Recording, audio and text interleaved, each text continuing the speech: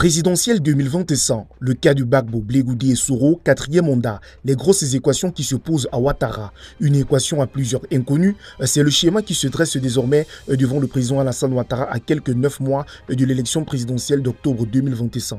Mesdames et messieurs, si vous êtes nouveaux sur notre chaîne, n'oubliez pas de vous abonner et d'activer la cloche de notification pour être toujours à la une de l'actualité. Allez, c'est parti.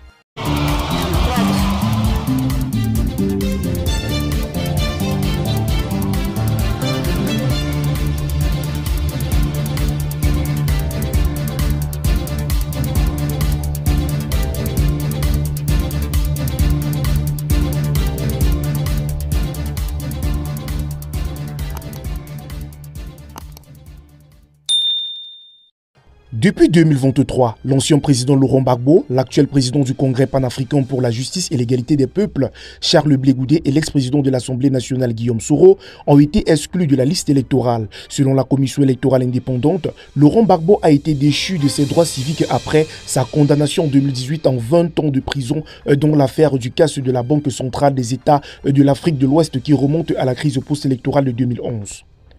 Quant à Charles Blegoudé, co-accusé de Laurent Gbagbo à la CPI, et Guillaume Soro, ils ont perdu leurs droits civiques.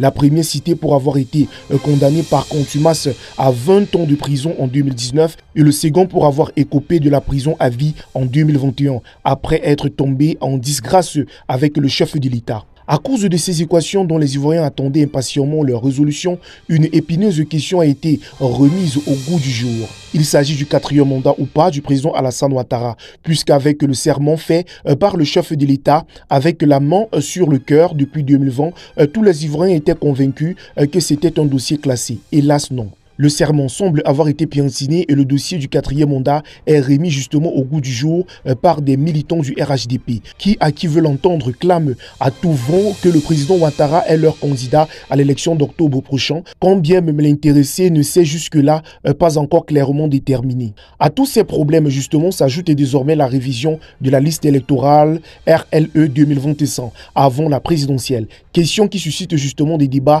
depuis un moment après les propos tenus par le président de la CEI devant le barreau le jeudi dernier.